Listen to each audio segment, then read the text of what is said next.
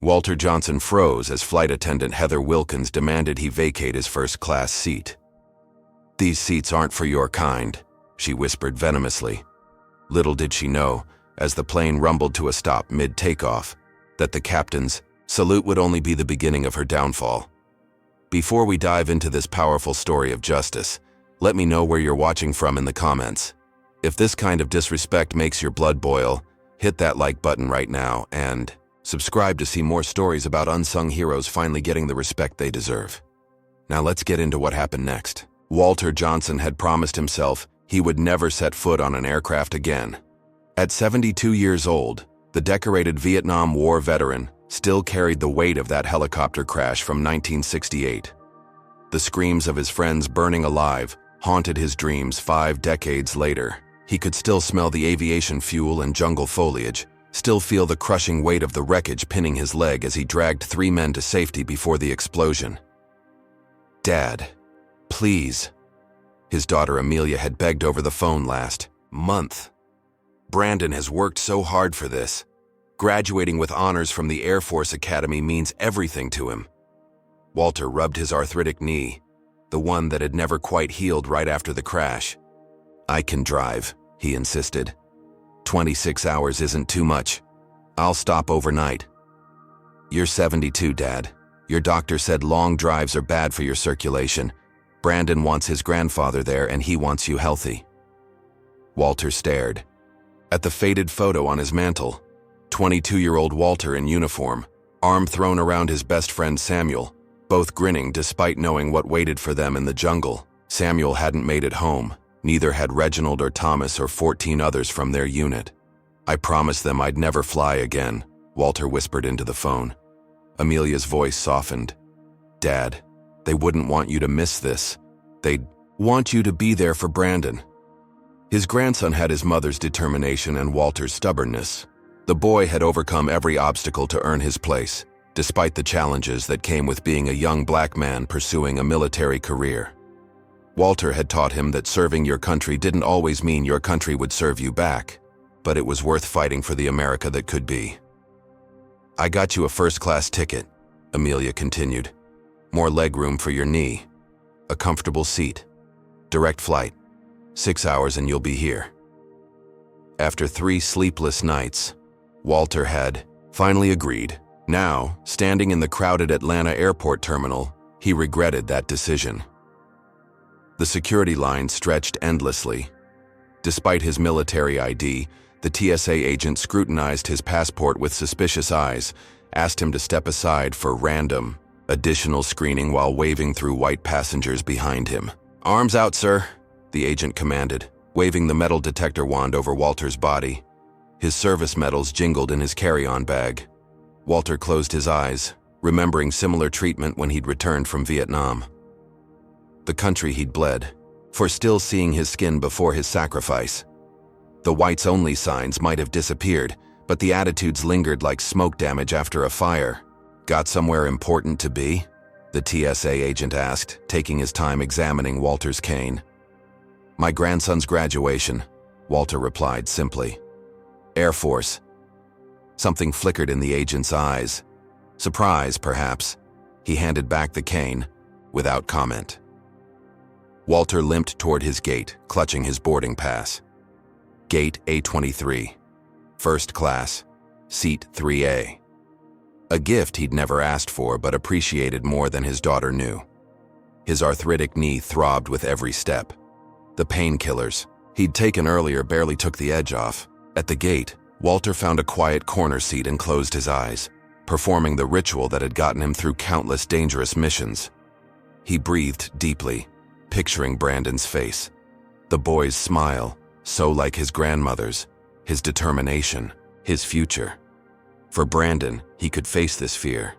For Brandon, he could board that metal tube and trust it to carry him safely through the sky. "Now boarding our first-class passengers for Transcontinental Airlines Flight 247 to Colorado Springs," the gate agent announced. Walter gripped his cane and boarding pass, said a silent prayer to Samuel and all the others who never made it home, and stepped forward. For Brandon, he would fly again after 40 years with his feet planted firmly on the ground. The jetway stretched before him like the mouth of some mechanical beast. Each step forward tightened the vise around his chest. By the time he reached the aircraft door, sweat beaded on his forehead despite the air conditioning.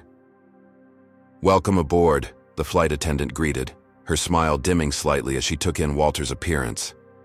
His suit was well worn, but dignified, a relic from his days as a high school history teacher before retirement.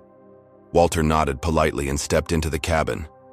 First class, 12 spacious seats, 10 already occupied by businessmen in expensive suits, a woman typing furiously on a MacBook, and an older white couple who looked up briefly as he entered. Seat 3A, window seat, left side. Walter checked his boarding pass twice before carefully stowing his small bag in the overhead compartment. His movements were methodical, deliberate, masking the trembling in his hands. As he lowered himself into the plush seat, a flash of memory hit him. The helicopter seat had been canvas, utilitarian, nothing like this luxury. Yet the confined space triggered the same panic. Walter closed his eyes and breathed deeply, focusing on the soft leather beneath his fingers. Different texture, different time, different purpose. "Excuse me," came a female voice. Walter opened his eyes to find a middle-aged white woman in a business suit standing in the aisle. "I believe I'm in 3B. "Ma'am." Walter nodded, making no move to stand. His knee needed time between transitions. The woman, Claire Donovan, hesitated before taking her seat beside him. Walter noticed how she shifted slightly toward the aisle, creating an invisible barrier between them. He'd seen it countless times before. The subtle body language of discomfort. He turned toward the window, gazing at the airport workers loading luggage into the belly of the aircraft, wondering if Brandon would be proud or ashamed of his decision to endure this journey and all its indignities. The first sign of trouble came during the pre-flight beverage service. Flight attendant Heather Wilkins moved down the aisle with practiced efficiency, her blonde hair pulled into a tight bun, her makeup impeccable. "Good morning, sir. What can I get you before takeoff?" she asked the businessman across the aisle. "Sparkling water with lime, please," he replied without looking up from his laptop. "Of course." Heather served him with a flourish before turning to the couple in row 2. "And for you today?" "Mimosa for me," the woman answered. "Coffee black for my husband." Heather worked her way through the cabin, offering drinks to each passenger. When she reached Claire Donovan in 3B, she smiled warmly. "What can I get for you, ma'am?" "Just water, please," Claire responded, glancing briefly at Walter before returning to her phone. Heather placed a napkin on Claire's tray table, set down the water, and then stepped back, turning toward the next row without acknowledging Walter. Walter cleared his throat softly. "Excuse me, miss." Heather's smile tightened as she half-turned. "I'll be right with you," she said dismissively before continuing to the passengers behind. Walter sat quietly, hands folded in his lap, watching as every other first-class passenger received their pre-flight beverage. When Heather passed by again, he tried once more. "Pardon me, miss. Could I get some water, please?" Heather paused, her eyes narrowing slightly. "We're preparing for departure. Seatbelt sign is about to come on." Walter nodded toward the other passengers, all enjoying their drinks. "I understand. Just water would be fine." Heather's smile never reached her eyes. "I'll see what I can do." She never returned with his water. Walter wasn't surprised. As the son of a janitor who had grown up in segregated Alabama, he'd faced far worse than being denied a beverage. Still, the familiar sting of humiliation burned in his chest. 40 years since he'd worn his country's uniform in a foreign jungle and still fighting for basic dignity at home. The flight attendant's behavior didn't go unnoticed. Claire Donovan glanced, uncomfortably between Walter and her own water glass. She opened her mouth as if to say something, then closed it again. Heather Wilkins had worked for Transcontinental Airlines for 11 years. The daughter of a regional vice president for a competing airline, she'd grown up in the affluent suburbs of Connecticut, attending private schools before a brief stint at a liberal arts college. Her father's connections had secured her position despite mediocre training scores. Over the years, 5 formal complaints had been filed against her for discriminatory behavior. All had been quietly dismissed, thanks to her friendship with the Airline's regional manager, Richard Keller. They played tennis together at the same country club.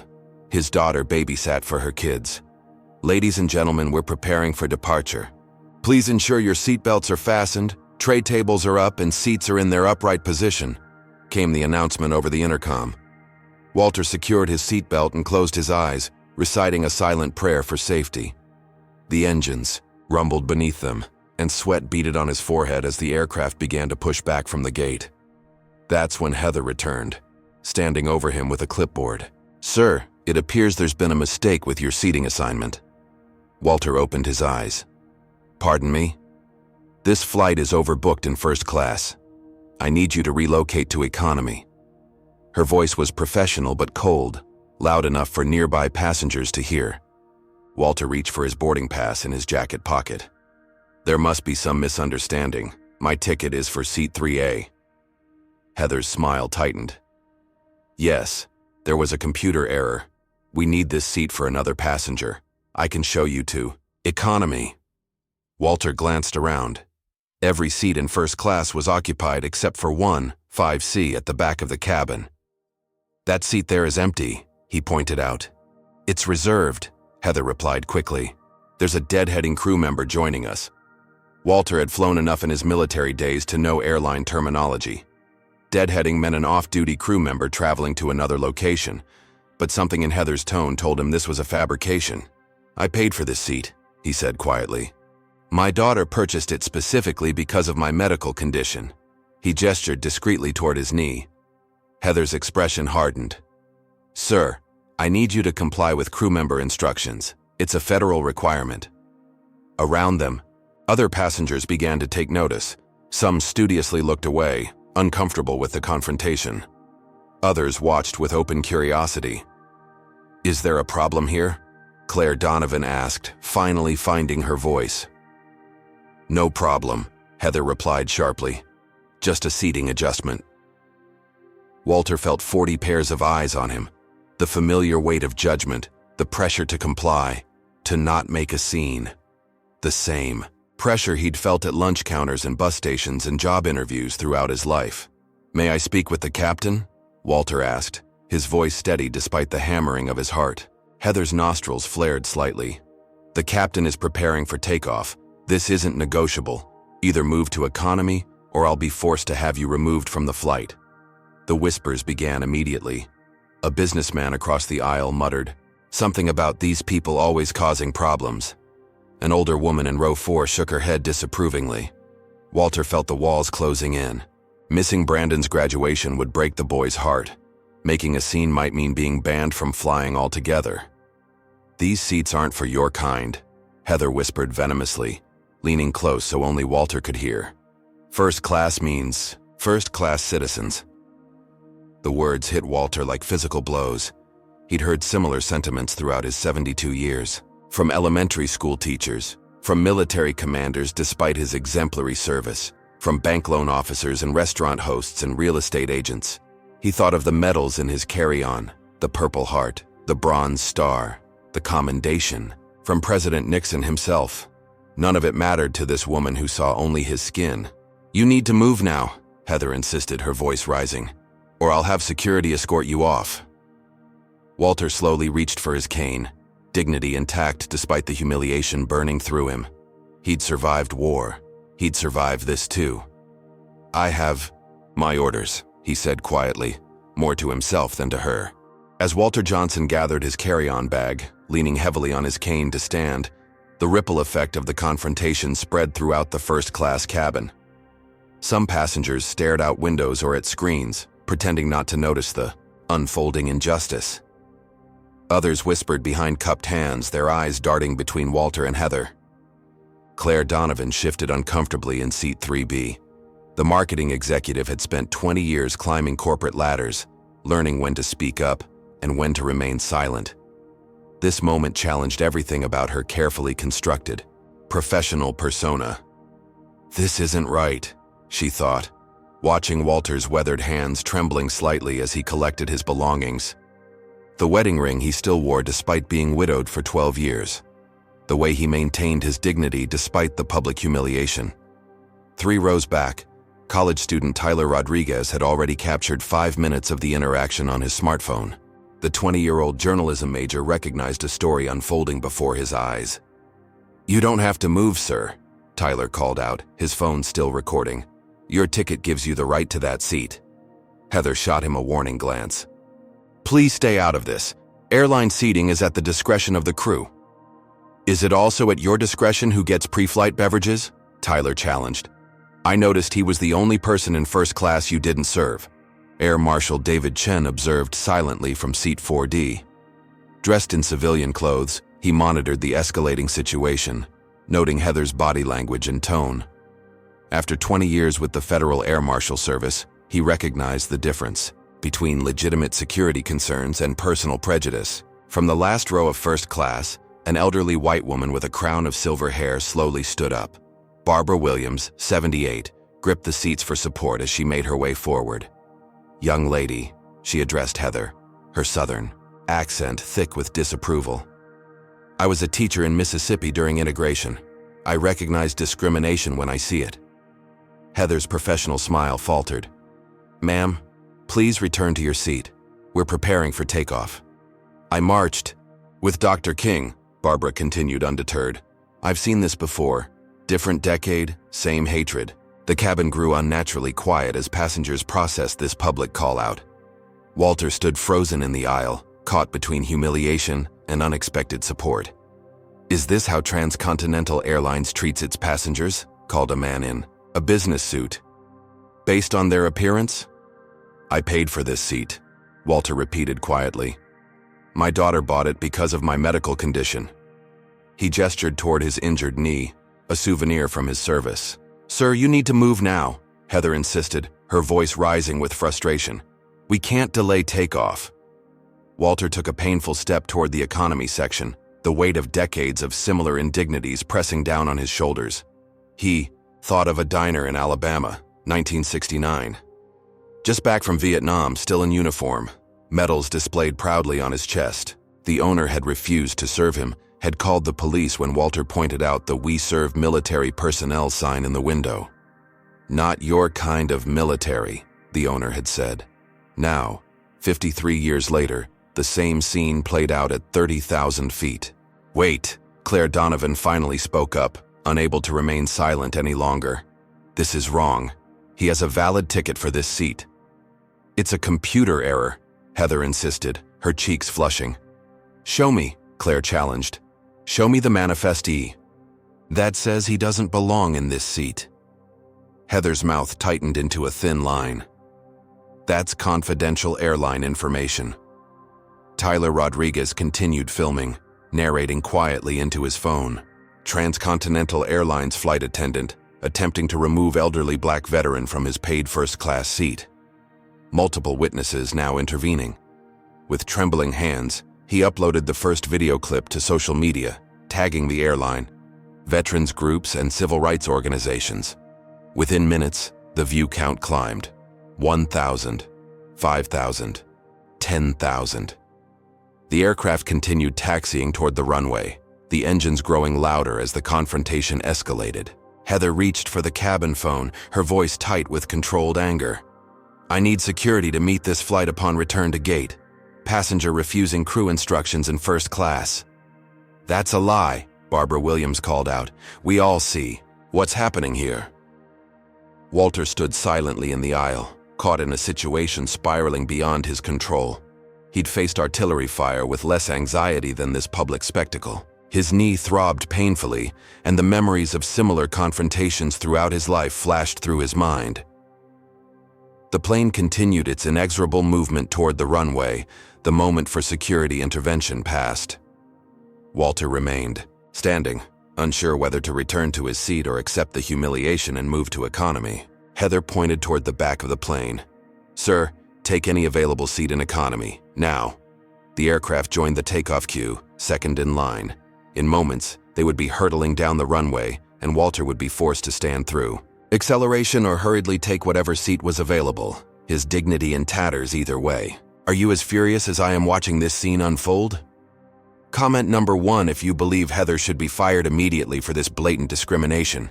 Comment number 2 if you think the other passengers should have stood up sooner. Hit that like button if you're proud of Tyler for documenting this injustice and Barbara for speaking up. Subscribe to see more stories about everyday heroes standing against discrimination. But what happens when the pilot discovers what's happening in the cabin? And how is the revelation about to change everything? Keep watching to find out. In the cockpit of Flight 247, First Officer Michael Peterson frowned as he completed the pre-takeoff checklist. Through the partially open cockpit door, he had noticed unusual movement in the first-class cabin. Something's going on back there, he mentioned to Captain James Richardson, a 30-year veteran with Transcontinental Airlines. Captain Richardson, focused on communications with the tower, barely glanced up. Probably late boarding. Weather system moving in. Tower wants us. Airborne in the next 10 minutes. At 60 years old, James Richardson had seen nearly everything during his career. Beginning as a military pilot before transitioning to commercial aviation, he prided himself on punctuality and professionalism. His close-cropped salt and pepper, hair and commanding presence earned him respect from crew and passengers alike. "Runway 29er clear for takeoff," came the controller's voice through their headsets. "Roger that. Transcontinental 247 beginning takeoff roll," Richardson responded, easing the throttle forward. In the main cabin, Flight Attendant Sophia Cruz watched the confrontation with growing discomfort. Unlike Heather, who worked exclusively in first class, Sophia rotated throughout the aircraft. 28 years old and only 2 years into her career with Transcontinental, she feared challenging her senior colleague. "Heather," Sophia whispered urgently, approaching as the plane began to move faster. "The gentleman needs to be seated for takeoff." Heather turned, irritation flashing across her face. He refused his reassignment. "But there was no reassignment in the system," Sophia replied, confused. "I checked the manifest. Seat 3A belongs to Walter Johnson." "Stay out of this," Heather hissed. "Handle the main cabin." The aircraft accelerated, forcing Walter to grab a seat back for stability. His arthritic knee nearly buckled as the plane gathered speed. At the same moment, Air Marshal Chen decided the situation warranted intervention. He rose smoothly from his seat, badge already in hand. "Sir," he addressed Walter, "please return to your assigned seat immediately for safety." Then, turning to Heather, "Flight attendant, we'll address any seating discrepancies after reaching cruising altitude." Heather's eyes widened at the sight of the federal badge. "You don't understand. There's a security concern." "The only security concern I see is a passenger being forced to stand during takeoff," Chen interrupted. "That violates federal safety regulations." The aircraft continued accelerating down the runway, approaching 100 knots. Walter carefully lowered himself back into seat 3A, his face a mask of controlled emotion. In the rear of first class, Sophia Cruz made a decision that would change the trajectory of her career. She lifted the cabin phone and dialed the cockpit. "Captain, this is Sophia in main cabin," she said quietly. "We have a situation in first class involving passenger discrimination. Flight Attendant Wilkins attempted to remove an elderly black veteran from his assigned seat without cause." Captain Richardson, focused on the critical takeoff sequence, registered only fragments of this information. "Handle it at cruise," he replied automatically, eyes on his instruments. "Sir," Sophia continued, her voice shaking. "The passenger's name is Walter Johnson. He's a Vietnam veteran traveling to his grandson's Air Force graduation." Something about the name triggered a memory in James Richardson's mind. Walter Johnson. The name echoed from decades past, from another life, from the jungle. "Repeat that," he demanded even as the aircraft reached rotation speed. "Walter Johnson, sir, seat 3A. The world seemed to slow around Captain Richardson as 35-year-old memories crystallized. Walter Johnson. Staff Sergeant Walter Johnson. The man who had pulled him from burning helicopter wreckage in 1968, who had carried him 3 miles through enemy territory with a shattered leg of his own. The man who had saved 14 lives that day, including his own. The man who had received the Medal of Honor from President Nixon while Richardson watched from a wheelchair, his brother in arms. The aircraft lifted off the runway, climbing through 100 feet, 200, Standard procedure demanded absolute focus during this critical phase of flight. James Richardson had never deviated from standard procedure in 30 years of commercial flying, until now. Tower, Transcontinental 247, requesting immediate return. To taxiway due to cabin emergency, he announced, his decision already made. Transcontinental 247, confirm emergency nature. The controller responded, surprise evident in his voice. Potential security situation requiring ground intervention, Richardson replied, using terminology that would trigger immediate response. Understood. Cleared to abort takeoff sequence. Return to taxiway Charlie, hold position. First Officer Peterson stared in shock as Richardson reduced throttle and initiated the uncommon maneuver. Captain, what's happening? Walter Johnson is on this aircraft, Richardson said, his voice tight with emotion, and someone is denying him the respect he's earned. The sudden deceleration threw passengers forward against their seatbelts. Gasps and cries of alarm spread through the cabin as the aircraft, rather than continuing its climb, leveled off at 400 feet and began a gentle turn back toward the airport. Ladies and gentlemen, First Officer Peterson announced over the intercom, following emergency protocols. Remain calm and seated with your seatbelts fastened. We're returning to the taxiway for a brief technical check. In first class, confusion. Reigned. Tyler Rodriguez continued filming as the aircraft completed its unusual maneuver, his journalism instincts telling him something unprecedented was unfolding. The plane's turning around, he narrated into his phone. Something's happening. Heather grabbed the cabin phone, her face flushed with anger and fear. Captain, why are we returning to the taxiway? We have a schedule to maintain. Secure the cabin, Ms. Wilkins, came Richardson's curt reply. I'm coming out. As the aircraft settled onto the taxiway, the cockpit door opened. Captain James Richardson emerged, his uniform impeccable, his bearing military precise despite his 60 years. The cabin fell silent as he surveyed the first class section, his eyes finally settling on the elderly black man in seat 3A. Walter Johnson looked up, confusion giving way to shock as recognition dawned in his eyes. Jimmy Richardson? Walter whispered, his voice barely audible. The captain's weathered face broke into a smile that erased decades. Staff Sergeant Johnson, he replied. It's been a long time.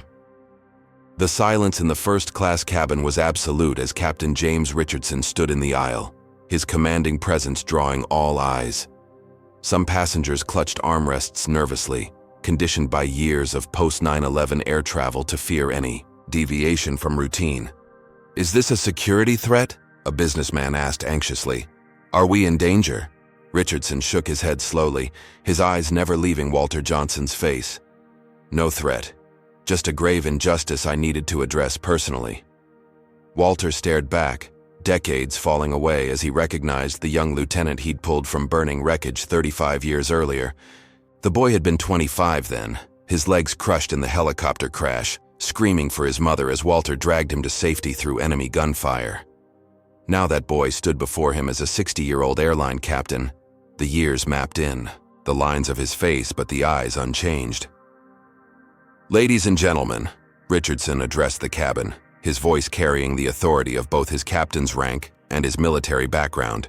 I apologize for the unexpected maneuver, but I couldn't continue this flight under the current circumstances.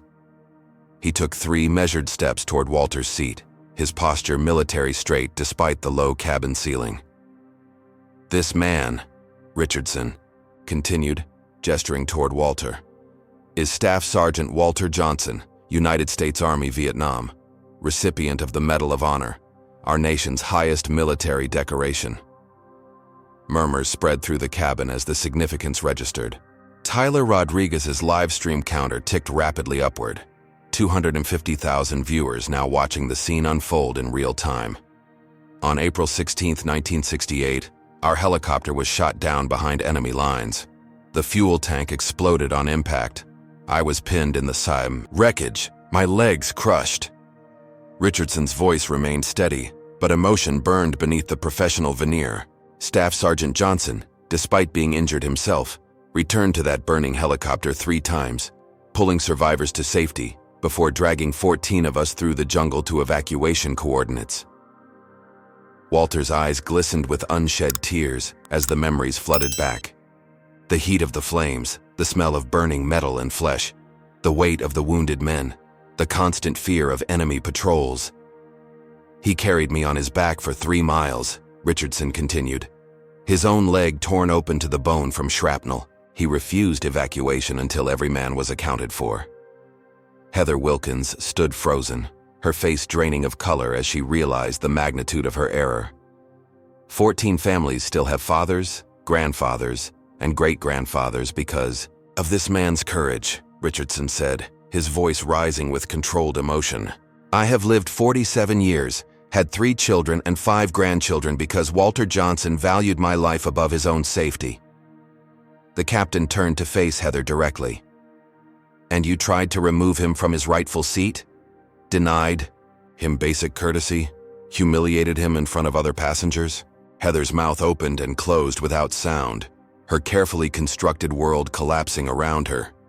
Richardson turned back to Walter, and in a move that left the cabin breathless, stood at attention and offered a formal military salute. Staff, Sergeant Johnson, he said, his voice thick with emotion. It has been my honor to wait 47 years to return this salute. Walter struggled to his feet, his arthritic knee protesting, his back straightening as decades of military discipline returned to his body. He returned the salute crisply, his weathered hand steady at his brow. The cabin erupted in spontaneous applause, led by Barbara Williams, whose tears flowed freely down her lined cheeks. Even the most detached business travelers set aside their laptops to acknowledge the moment unfolding before them. Ladies and gentlemen, Richardson addressed the cabin once the applause subsided. Staff Sergeant Johnson is traveling to Colorado Springs to see his grandson graduate from the Air Force Academy with honors, the next generation of his family continuing a legacy of service. He turned to Heather, his expression hardening. Ms. Wilkins, you are relieved of duty on this flight. Please gather your belongings and report to the chief purser at the terminal. Captain, I didn't know, Heather began. That's precisely the problem, Richardson interrupted. You didn't need to know he was a hero to treat him with basic human dignity.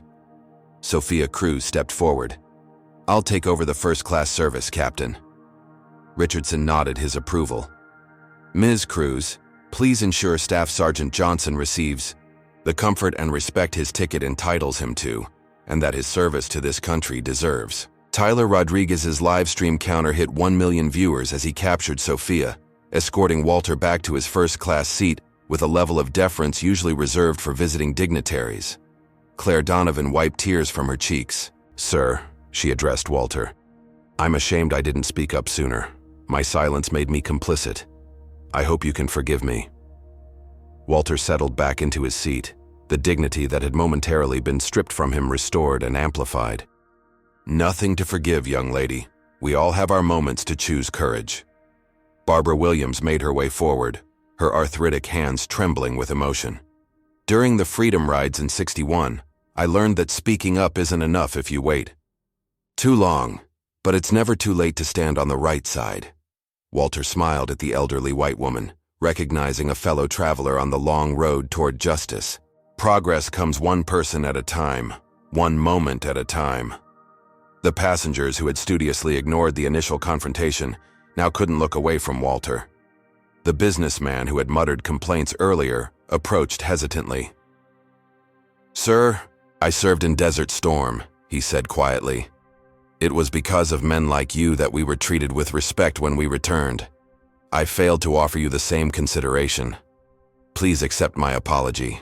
As Sophia served Walter the first-class meal he'd paid for, Captain Richardson returned to the cockpit to prepare for their delayed departure. Before closing the door, he turned back to the cabin.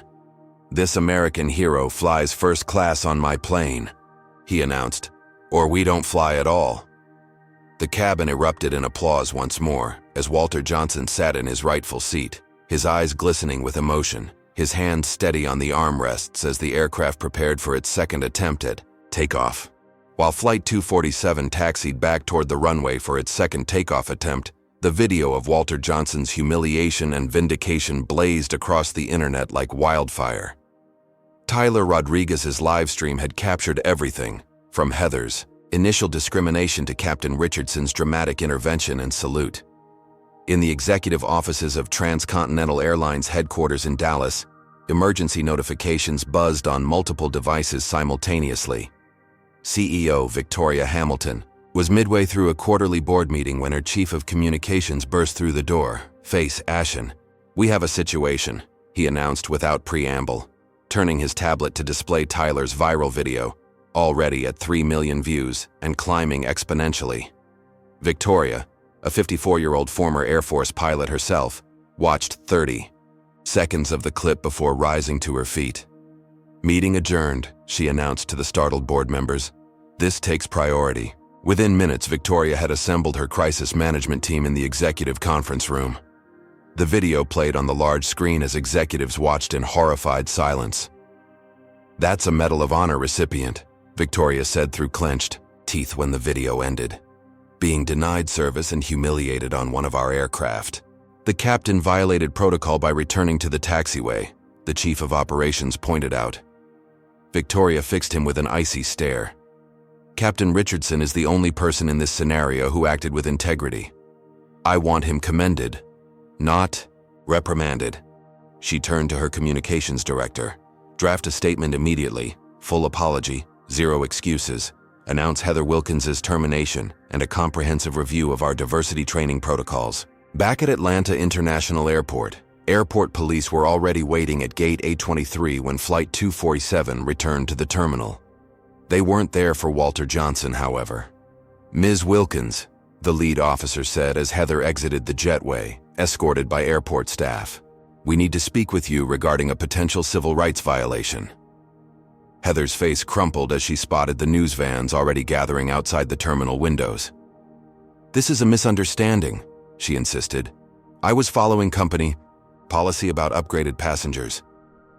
"The company has no such policy," said a stern-faced Transcontinental Airlines regional director who had rushed to the scene. "And we've received your termination paperwork directly from the CEO."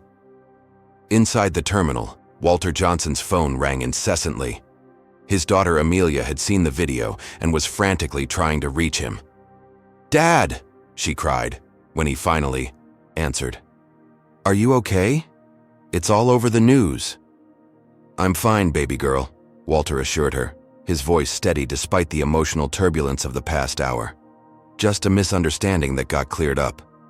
"Misunderstanding?" Amelia's voice rose in indignation. "That woman tried to humiliate you because of your race. And Captain Richardson, is it really the same James Richardson you saved in Vietnam?" "One and the same," Walter confirmed, watching through the terminal window as Richardson spoke with airline officials gesturing emphatically, "Still standing up for what's right after all these years." As Walter waited in the first-class lounge, access insisted upon by the apologetic regional director, a parade of passengers from Flight 247 approached to shake his hand, request photos, and offer apologies for not intervening sooner. Claire Donovan pressed her business card into his palm. "My company has a foundation that supports veterans' causes," she told him. "I'd be honored if you'd speak at our next benefit." Barbara Williams settled into the chair beside him, her arthritis making her movements slow but deliberate. "In 1963, I stood at the Lincoln Memorial and heard Dr. King speak of his dream," she said quietly. "We've come so far. And yet moments like today remind us how far we still have to go." Outside the first-class lounge, Transcontinental employees huddled around smartphones and tablets, watching the viral video with expressions ranging from horror to outrage. Sophia Cruz found herself surrounded by colleagues praising her courage in alerting the captain. "I was just doing what's right," she insisted, uncomfortable with the attention. "You risked your job," another flight attendant pointed out. "Heather's family has connections. Her father is VP at Continental Express." "Some things matter more than job security," Sophia replied, her voice steady with conviction. Meanwhile, the internet did what it does best. It investigated. Within hours, former passengers and colleagues began sharing their own experiences with Heather Wilkins, A black executive recounted being repeatedly ignored during a first-class flight while white passengers received prompt service. A Latino family described being questioned about their first-class tickets despite having proper boarding passes. Each new story added fuel to the firestorm engulfing transcontinental airlines. Victoria Hamilton, watching the situation deteriorate by the minute, made an unprecedented decision. "Prepare the corporate jet," she instructed her assistant. "I'm flying to Atlanta immediately." Captain Richardson, having declined the airline's offer to replace him on Flight 247, stood firm in his decision to continue piloting the flight to Colorado Springs. "My passengers trust me to get them to their destination," he stated simply, "and Staff Sergeant Johnson's grandson is expecting him at graduation tomorrow." Walter, seated in the lounge watching the commotion unfold around him, considered quietly. Booking a different flight to avoid further attention. The media presence was growing by the minute, and the last thing he wanted was to become the center of a national conversation about race. "You're thinking of disappearing, aren't you?" Captain Richardson asked, settling into the chair across from Walter. After 47 years, he could still read his former staff sergeant's expression. Walter smiled ruefully. "You know me too." "Well, Lieutenant, still not comfortable in the spotlight." "Don't let them win again, brother," Richardson said quietly. "Not after all these years. Your grandson deserves to see you arrive with honor, not skulking in through the back door because some bigot tried to put you in your place." Walter considered his old friend's words, turning his gaze to the terminal where Heather Wilkins was being escorted to a private security office, her face hidden behind large sunglasses, despite being indoors. Before Walter could respond, the lounge door opened to admit a striking woman in her 50s, wearing an impeccable suit and a Transcontinental Airlines executive badge. "Staff Sergeant Johnson," Victoria Hamilton said, approaching with her hand extended. "I'm Victoria Hamilton, CEO of Transcontinental. I served 20 years in the Air Force before joining the private sector. It is my profound honor to meet you, and my deepest shame that you were treated so disrespectfully on one of our aircraft." Walter accepted her handshake, noting the firmness of her grip and the sincerity in her eyes. "I've come personally to apologize on behalf of the entire company," Victoria continued. "What happened today represents the actions of one individual, not our values. But it also highlights failures in our training and culture that I take full responsibility for addressing." As Victoria spoke with Walter, Heather Wilkins sat in a security office, her attorney father on speakerphone. "This is outrageous," Harold Wilkins fumed. "They can't fire you over a simple misunderstanding. I'll have the airline in court by morning." "Dad," Heather interrupted, her voice hollow. "There's video. Millions of people have seen it." "So what? You were enforcing company policy about appropriate first-class attire and behavior. We'll countersue for defamation." Heather stared at her reflection in the office window, barely recognizing the person she had become. "He has a Medal of Honor, Dad. I tried to make him give up his seat because of his race." "Never admit that," Harold shouted, through the phone. "We'll say it was about his clothing, his behavior, anything but race. I know people who can make this go away." As Harold Wilkins plotted his daughter's defense, unaware that her body-worn microphone had captured her, "These seats aren't for your kind" comment clearly on Tyler's video, Walter Johnson and James Richardson prepared to reboard Flight 247, now 3 hours behind schedule. Victoria Hamilton walked them to the gate personally, a phalanx of airline executives in her wake. "Your flight has been fully refunded," she informed Walter, "and we'd like to offer you lifetime first-class travel on any transcontinental route." Walter shook his head gently. "Ms. Hamilton, I appreciate the gesture, but I didn't do what I did in Vietnam for rewards, and I don't want special treatment now because of what happened today.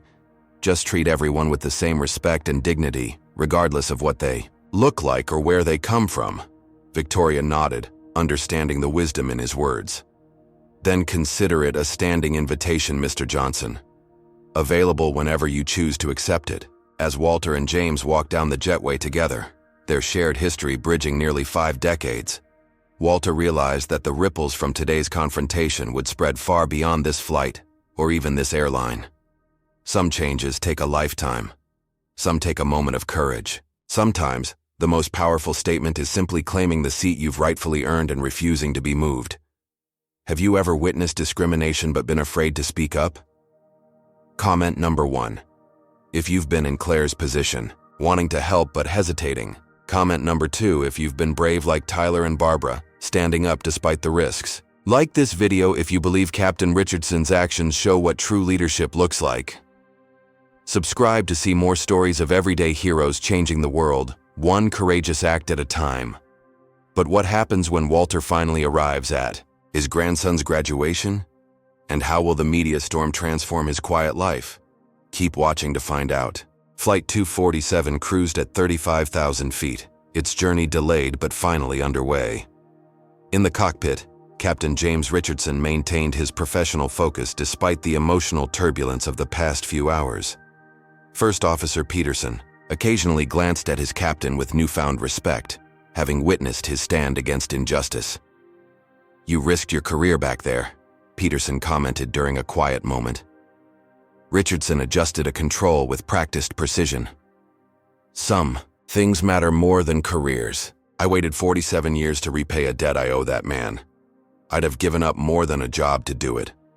In the first-class cabin, Walter Johnson sat in his rightful seat, the center of a transformed atmosphere.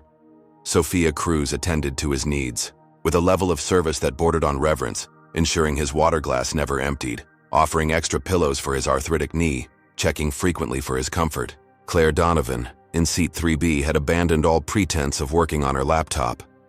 Instead, she engaged Walter in conversation, listening intently as he shared stories of his years as a history teacher after leaving military service. "I taught American history for 30 years, Walter explained. "Tried to help young people understand both the promise of our founding documents and how often we've failed to live up to those ideals." "Did your students know about your Medal of Honor?" Claire asked. Walter smiled softly. "I never mentioned it. Didn't want them thinking history was only about battles and medals. Wanted them to understand that ordinary people shape history through daily choices about justice and dignity." Tyler Rodriguez, having been upgraded to first class at the insistence of the airline's regional director, continued documenting the journey.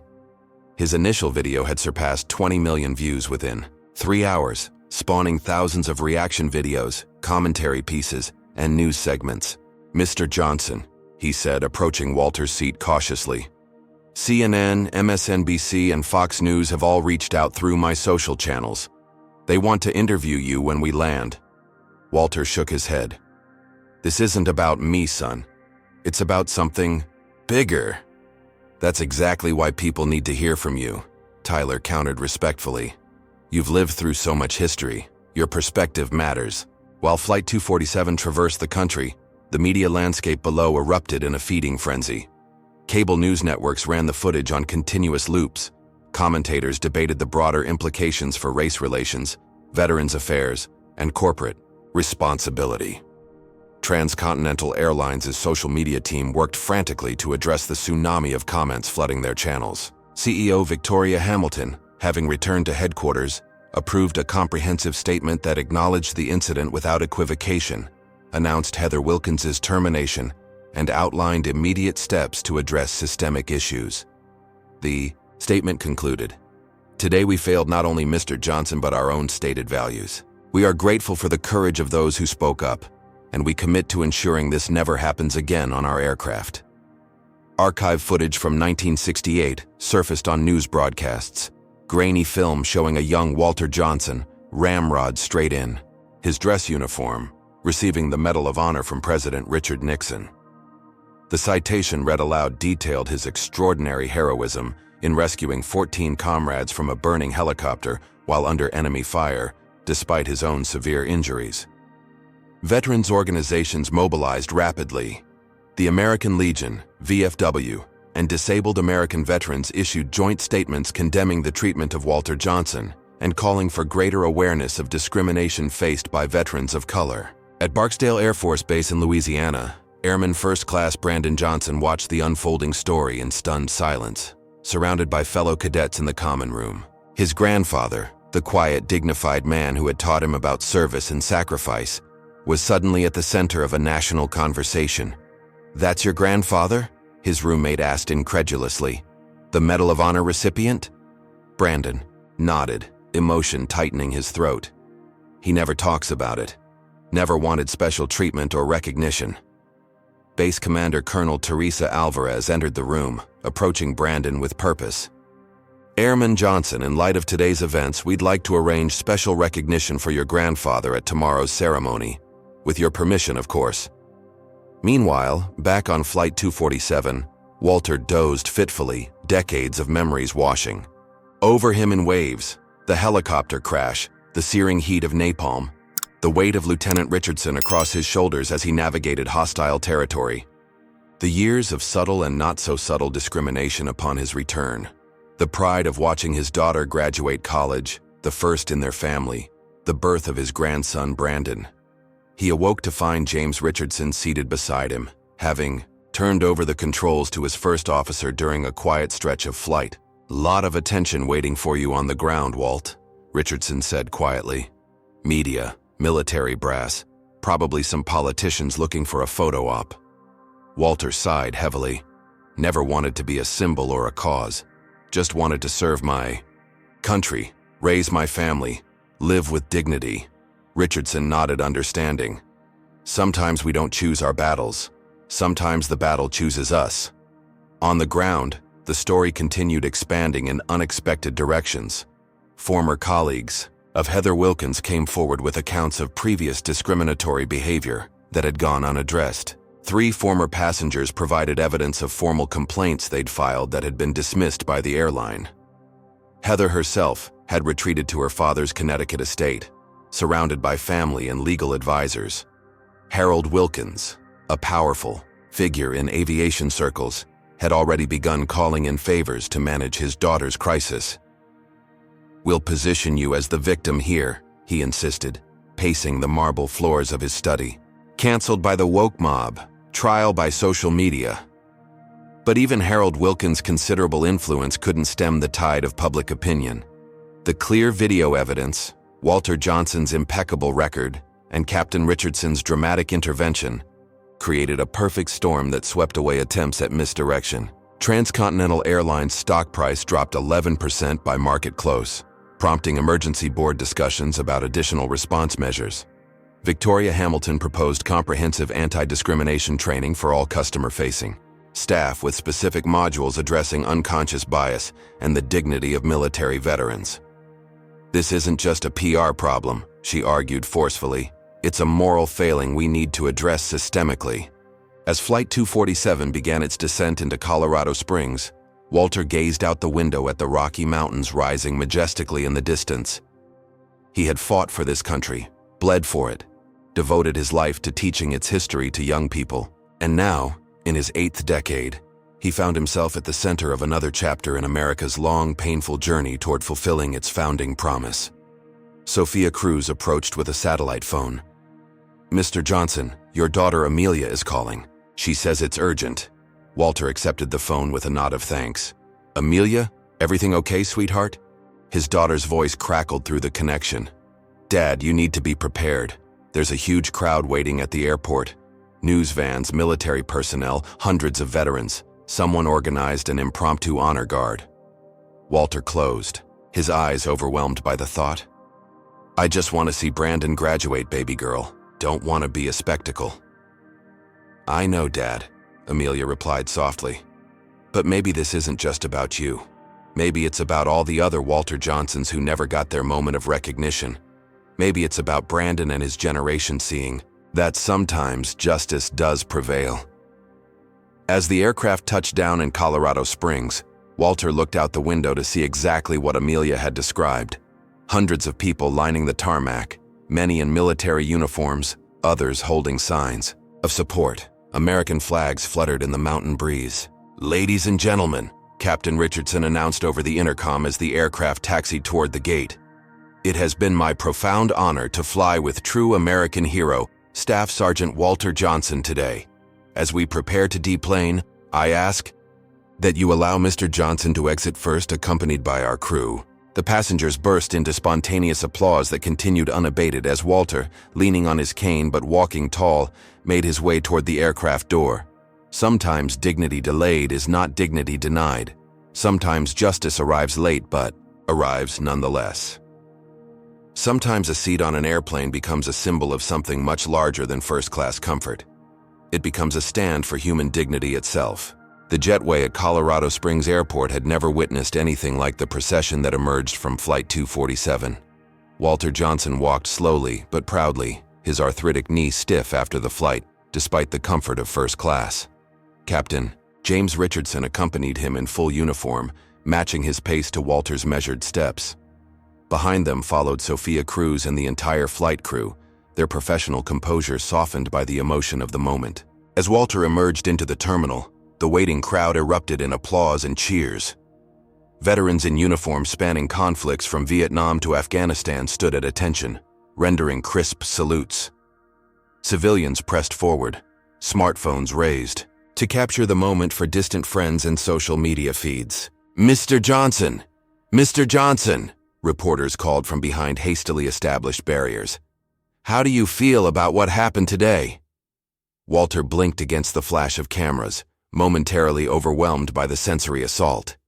In that instant of hesitation, a tall Air Force officer in full-dress blues stepped forward from the crowd, creating a buffer between Walter and the media frenzy. "Staff Sergeant Johnson," the officer said, rendering a perfect salute. "General Robert Stevens, United States Air Force. I served under your command in Quang Tri Province, 1968. You won't remember me. I was a green lieutenant, barely out of the academy. But I've never forgotten you." Walter returned the salute automatically, military training overriding his surprise. "General Stevens, it's been a long time. 54 years, 2 months, and 17 days, Stevens replied with a smile. "And I still remember you telling me, Lieutenant, fear is fine as long as it doesn't stop you from doing what needs doing." Before Walter could respond, the crowd parted to reveal his daughter Amelia running toward him, tears streaming down her face. Behind her walked a young man in Air Force dress blues, Brandon Johnson, Walter's grandson, his face a mirror of emotions: pride, love, and barely contained anger at what his grandfather had endured. "Grandpa," Brandon said, embracing Walter, carefully. At 22, he stood 6 inches taller than his grandfather, but the family resemblance was unmistakable in the set of their jaws and the steady intelligence in their eyes. "They gave me special permission to leave the academy grounds when we heard what happened," Brandon explained. "The commandant himself authorized it." Walter cupped his grandson's face with weathered hands. "All this fuss for an old man who just wanted to attend your graduation." "You've never been just an old man, Grandpa," Brandon replied fiercely. "You're the reason I wear this uniform, the reason I understand what service really means." As the Johnson family reunion unfolded, the Heathrow terminal grew even more crowded. Commercial flights continued operations around the media event, creating a surreal juxtaposition of ordinary travel routines against the extraordinary scene unfolding near Gate C-12. Victoria Hamilton, CEO of Transcontinental Airlines, approached with a small delegation of corporate executives. Her expression was solemn but determined as she faced not just Walter Johnson, but the assembled media. "Mr. Johnson," she began, her voice carrying clearly despite the background noise. "On behalf of Transcontinental Airlines, I want to publicly apologize for the inexcusable treatment you received today. There is no justification for what happened, and we take full responsibility." She paused, making eye contact with the bank of news cameras before continuing. "Effective immediately, Transcontinental Airlines is implementing mandatory anti-discrimination training for all employees, creating a Veterans Advisory Council to guide our policies, and establishing a zero-tolerance policy for discriminatory behavior of any kind." Victoria then presented Walter with an envelope. "This isn't compensation, Mr. Johnson, because what happened to you can't be compensated with material offerings. But we hope you'll accept this lifetime first-class pass for you and your family members as a small token of our respect for your service, both to our country and to this ongoing conversation about dignity and equality." Walter accepted the envelope with a gracious nod, understanding the symbolic importance of the moment even as he felt uncomfortable with the attention. Throughout his life, He had navigated a society that simultaneously praised his military service while questioning his humanity based on his skin color. This public acknowledgement of that contradiction felt both overdue and overwhelming. Meanwhile, in a lavish Connecticut estate, Harold Wilkins slammed down his phone after watching the live coverage. They're crucifying Heather in the media. This has gone beyond a simple employee termination. His wife Caroline peered over designer reading glasses. What did you expect, Harold? The video is damning. There's no spinning this. Harold paced the marble floors of their home theater, where multiple screens displayed different news channels all covering the same story. I've called in every favor I have. Put pressure on board members, advertisers, even that pilot Richardson's union rep. Nothing's working.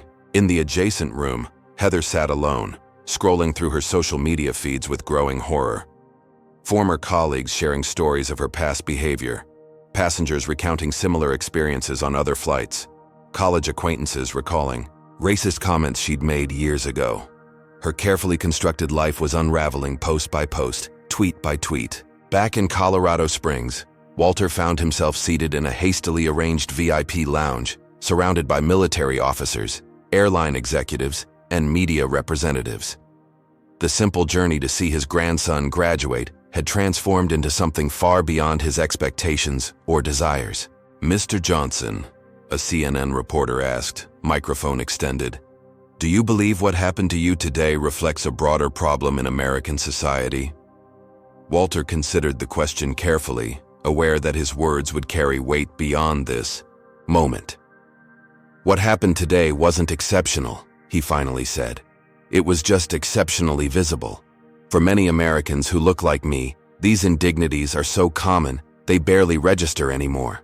We swallow them, work around them, teach our children how to navigate them."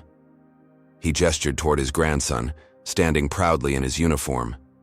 "Brandon here will graduate tomorrow as an officer in the United States Air Force. He'll wear the same uniform, serve the same flag I did. My hope is that his service will be honored regardless of his appearance, and that he'll never have to fight for a seat he's rightfully earned." As Walter spoke, Captain Richardson stood quietly to the side, watching his old friend with undisguised admiration. In the decades since Vietnam, Richardson had built a comfortable life, respected career, suburban home, grandchildren who never questioned their place in society. Walter's journey had been different, marked by barriers and challenges that Richardson had never faced despite their shared military experience. "Captain Richardson," called out an MSNBC reporter, "you potentially risked your career today. What made you take such a dramatic stand?" Richardson stepped forward, his captain's uniform, still crisp despite the long day. "When I was 25 years old, Walter Johnson carried me through enemy territory for 3 miles with a shattered leg of his own. He didn't stop to consider the color of my skin or whether I deserved saving. He just did what was right at great personal cost." He paused, emotion momentarily overwhelming his professional demeanor. 47 years later, the least I could do was stop a plane to ensure he received the dignity he's earned 1,000 times over. As the impromptu press conference continued, Tyler Rodriguez stood in the background, still documenting the unfolding story. His original video had now exceeded 50 million views, and job offers from major media outlets filled his inbox. What had begun as a simple act of witness had transformed his life trajectory overnight. Sophia Cruz found herself similarly elevated, receiving praise from colleagues and being interviewed by Spanish-language networks about her role in alerting the captain. "I just did what I hope anyone would do," she repeated, uncomfortable with being labeled a hero for what felt like basic human decency. By evening, the story had dominated news cycles for nearly 12 hours. Political figures issued statements, celebrities shared the video with personal commentaries, and historians contextualized the incident within America's complex racial history. For Walter Johnson, however, the focus remained much narrower. As the media circus finally wound down, he sat quietly with his daughter and grandson in Amelia's modest hotel room, sharing a simple meal and preparing for tomorrow's graduation ceremony. "I'm sorry you had to go through that, Grandpa," Brandon said softly. "If I'd been there." Walter reached across the table to squeeze his grandson's hand. then you'd have been upset and possibly endangered your own career. Sometimes the fight isn't about confrontation in the moment. It's about changing the systems that make such moments possible. Amelia watched her father and son with tears glistening in her eyes. The 3 generations of their family represented a timeline of American progress. Walter's generation fighting for basic rights and dignity, her own benefiting from those hard-won gains while facing more subtle barriers, and Brandon's inheriting both the progress and the unfinished work of equality. "Tomorrow is your day, son," Walter told Brandon firmly. "I didn't come all this way to steal your spotlight or turn your achievement into a referendum on American race relations. Tomorrow we celebrate you and your hard work." Brandon nodded, but his expression remained troubled. "It's just hard to celebrate when I know what you went through just to be here." Walter's weathered face creased into a smile. "Every generation hopes the next one will have it better. That's the whole point. Your graduation tomorrow, that's my victory too." Night fell over Colorado Springs. Walter stood at the hotel window gazing toward the silhouetted mountains. He thought of Samuel and the others who hadn't made it home from Vietnam, of the long journey from that burning helicopter to this moment, of all the seats denied and battles fought along the way. Tomorrow his grandson would graduate, continuing a legacy of service despite the contradictions and complexities of that choice. Tomorrow represented everything Walter had fought for, not just in the jungles of Vietnam, but in the countless small moments of standing his ground in a country that too often questioned his right to exist in certain spaces. Sometimes dignity comes in dramatic moments caught on camera for millions to witness. But more often, it comes in quiet persistence, in refusing to surrender the ground you've rightfully earned, in boarding the plane again and again despite knowing the journey might bring humiliation alongside destination. Walter Johnson had never sought to be a symbol or a cause, but as he prepared for his grandson's graduation, he accepted that sometimes history chooses its witnesses rather than the other way around. Sometimes a seat on an airplane becomes about much more than transportation. It becomes about the fundamental question of who belongs where and who gets to decide. 6 months after the incident on Flight 247, Walter Johnson adjusted his tie in the mirror of his Washington, D.C. hotel room. At 72, he had never expected to become a regular visitor to the nation's capital, yet here he was preparing for his 4th congressional testimony. "You ready for this, Dad?" Amelia asked, handing him the typed statement he would deliver to the House Committee on Veterans Affairs. Walter nodded, folding the paper carefully into his inside jacket pocket. "Never thought I'd be advocating for legislation at my age. Always figured my fighting days were behind me." The Respect for Veterans Act had gained surprising bipartisan support in a typically divided Congress. The bill would strengthen protections against discrimination for service members and veterans, establish enhanced training requirements for transportation and hospitality industries, and create a streamlined reporting system for veterans experiencing discrimination. Walter's unexpected role as the face of this legislation had transformed his quiet retirement into something entirely different. The viral video of his humiliation and vindication on that flight had resonated far beyond the immediate news cycle, becoming a catalyst for a broader conversation about the intersection of race and military service in America. As Walter and Amelia rode the taxi toward Capitol Hill, his phone buzzed with a text message from Captain James Richardson. "Standing with you today, brother. In person and in spirit." The months since the incident had forged a renewed bond between the two Vietnam veterans. Richardson had taken early retirement from transcontinental airlines, using his separation package to help establish the Johnson-Richardson Foundation for Veterans Dignity, a nonprofit organization providing advocacy and support for veterans facing discrimination. "Captain Richardson is meeting us at the hearing?" Amelia asked, noticing her father's smile as he read the message. "Says he wouldn't miss it," Walter confirmed. "That man gave up a 30-year career to stand up for what's right." "He says you gave him a second chance at life in Vietnam," Amelia reminded him gently. "I'd say you're even now." The hearing room was already packed when they arrived. Representatives from veterans organizations filled the front rows. Behind them sat airline industry executives, including Victoria Hamilton, who had made Transcontinental Airlines a leader in inclusive practices following the incident.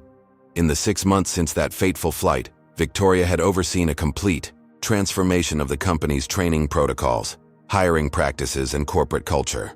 The airline now featured Walter's story prominently in its employee orientation, using the incident not as a cautionary tale, but as a launching point for meaningful discussion about implicit bias and dignity.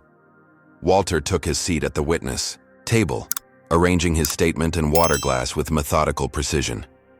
As a history teacher for 30 years, he had always been comfortable speaking to classrooms of teenagers, but the national spotlight remained an unfamiliar and uncomfortable place. "The committee will come to order," announced Chairwoman Representative Eleanor Washington, gaveling the session to begin.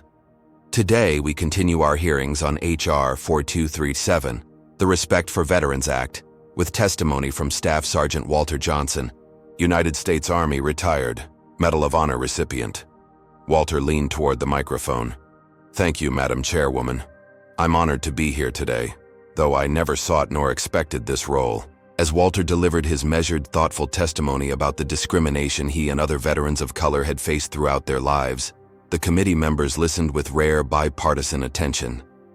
His words carried the weight of lived experience and the moral authority of one who had sacrificed for his country, only to be denied full citizenship in practice, if not in law.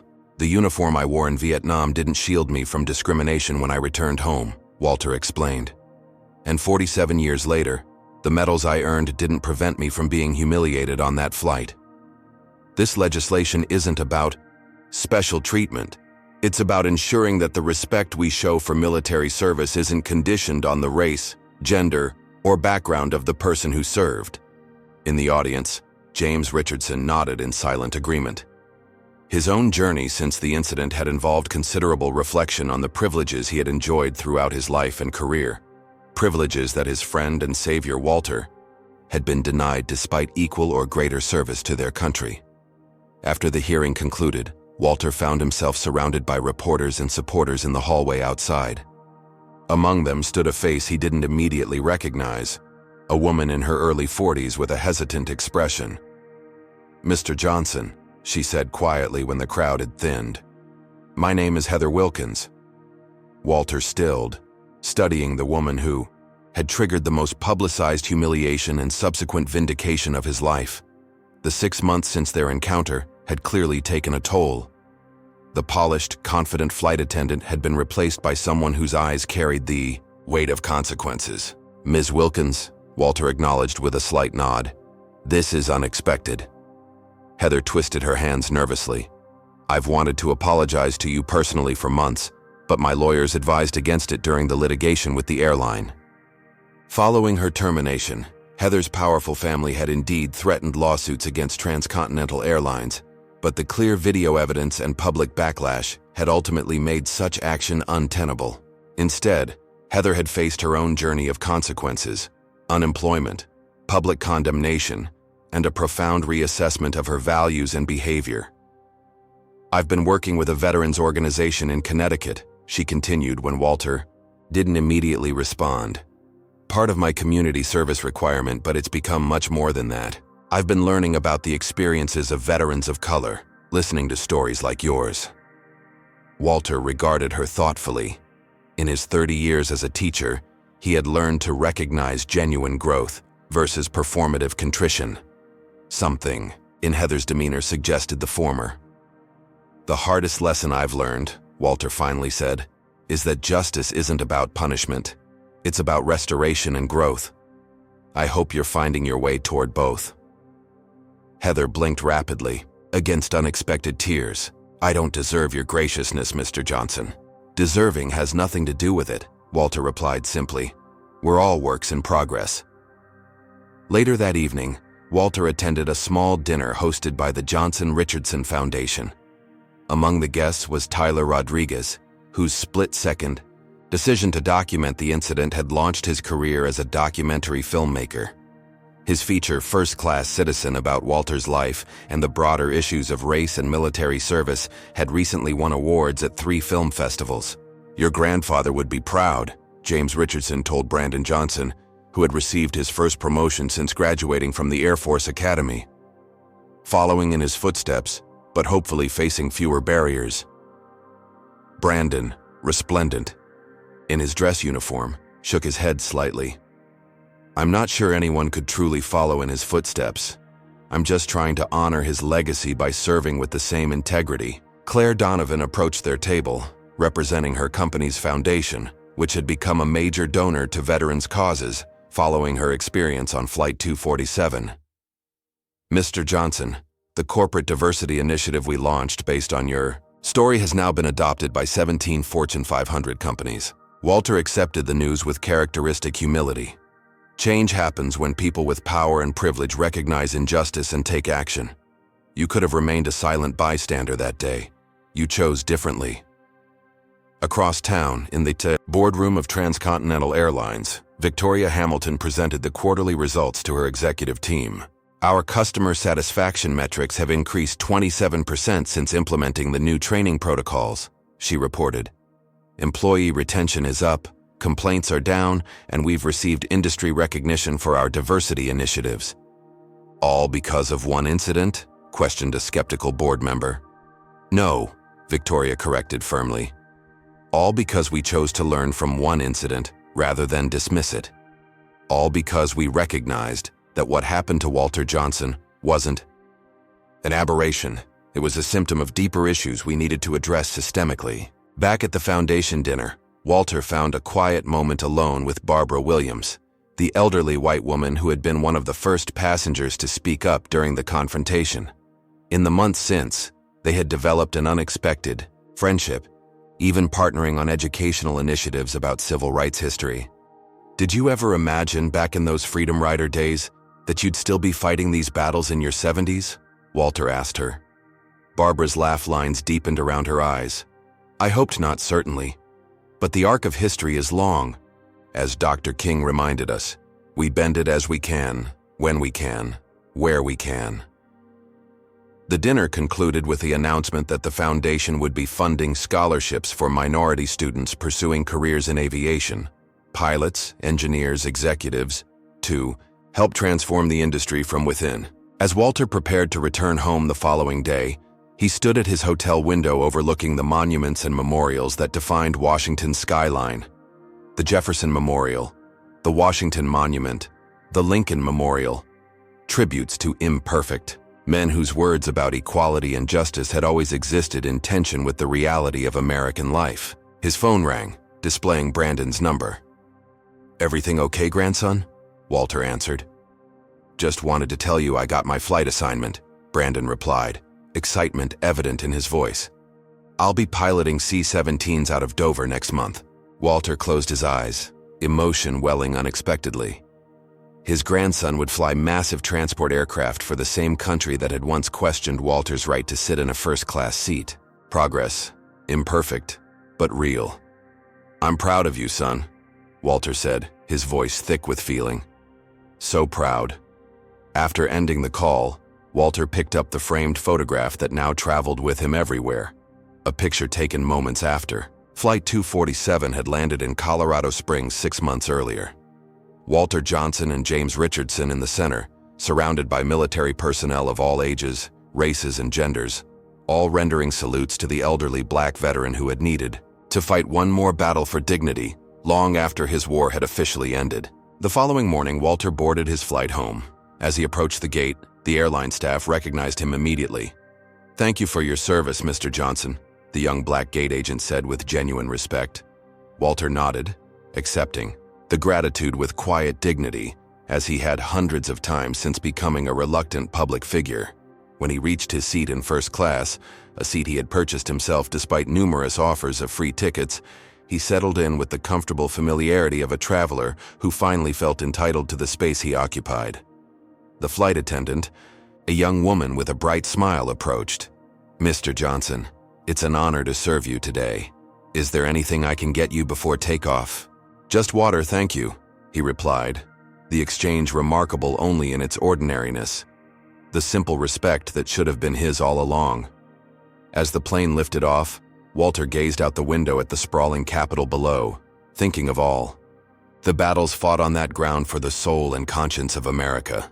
His own contribution was just one thread in a tapestry woven by millions of hands across generations. The flight attendant returned with his water, placing it carefully on his tray table. "My grandfather served in Vietnam too," she said. "He told me your story inspired him to finally start talking about his experiences." Walter smiled. "Sometimes the most important battles are the ones we fight with ourselves. To speak up, to stand firm, to keep going when dignity is denied." 6 months earlier, he had boarded a flight as a reluctant traveler, an old man simply trying to reach his grandson's graduation. Today he flew as something more.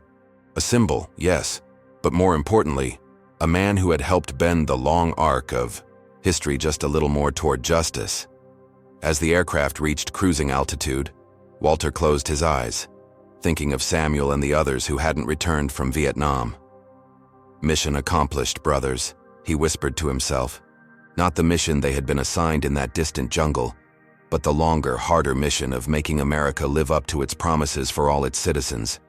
The true measure of progress, Walter had come to believe, wasn't in grand gestures or viral videos.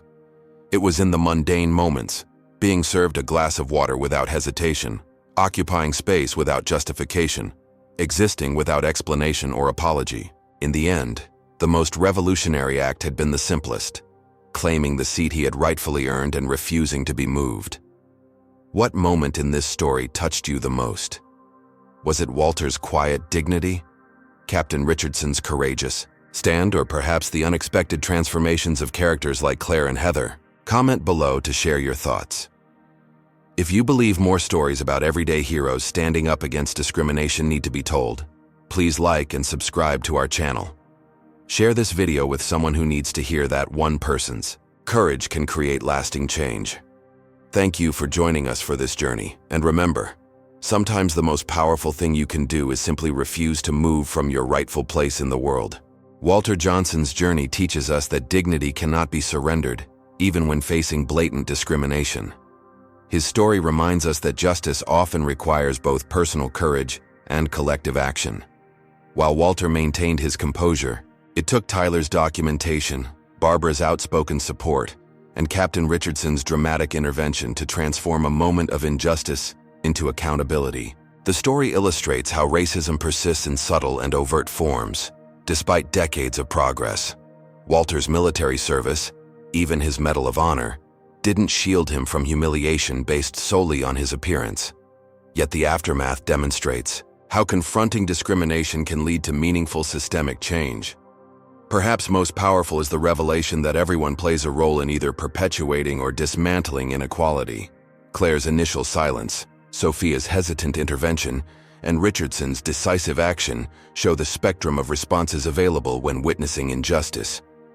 The ripple effects, from corporate policy changes to legislative action, prove that individual moments of courage can transform institutions.